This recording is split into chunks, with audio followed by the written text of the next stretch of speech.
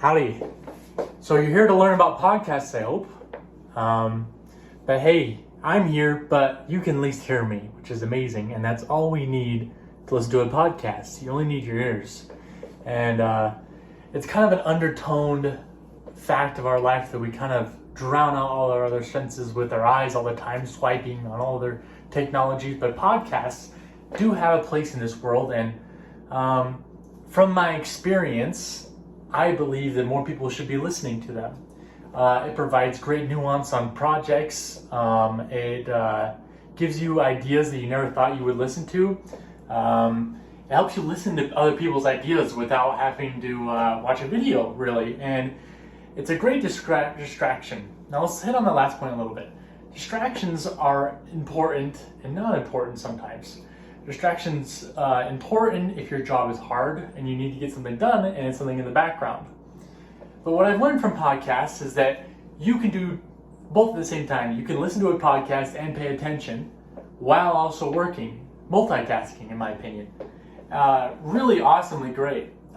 Your mind is working and it's in a different place, but you're also working with your hands. I'm a forklift driver and I listen to podcasts because it distracts me and I'm learning stuff in my head because I'm listening to people talk about it. But I'm also doing my job, which is driving a forklift, which I've done for a while and I've kind of multitasked. And multitasking is important. And that's why I think we need to listen to podcasts, right? Because our mind needs to be running instead of running blank. Does that make sense? And our mind needs to be in a place that we like to be at. And so I think it works good with work productivity, and I believe people should listen to more podcasts. Another reason that I brought up is it gives out nuanced ideas, meaning that you would listen to someone talk about something that you may not appreciated in person or with a video. And we are visual creatures. I mean, we have great eyes and we can see everything, but a person's voice is genuine.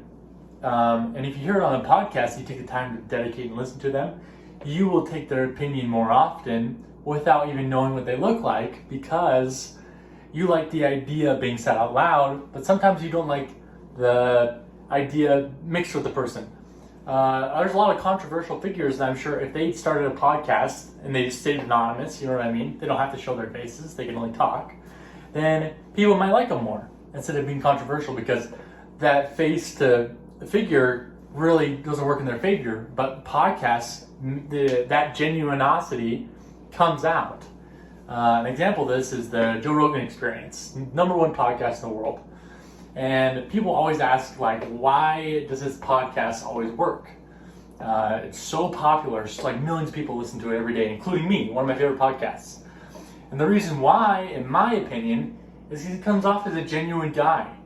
And you don't even need to watch the video, even though the video is available of him talking to his famous people he does talk to. But he talks to regular people, he talks to famous people, but you can somehow hear it in his voice that it's genuine. And it touches the hearts of millions of people, and people crave that genuine nature, and you get that through your voice. And so I just want to encourage you to listen to a podcast and try your best to listen more instead of read, if you will. And I think you will enjoy some of these personalities that are out there. Thank you.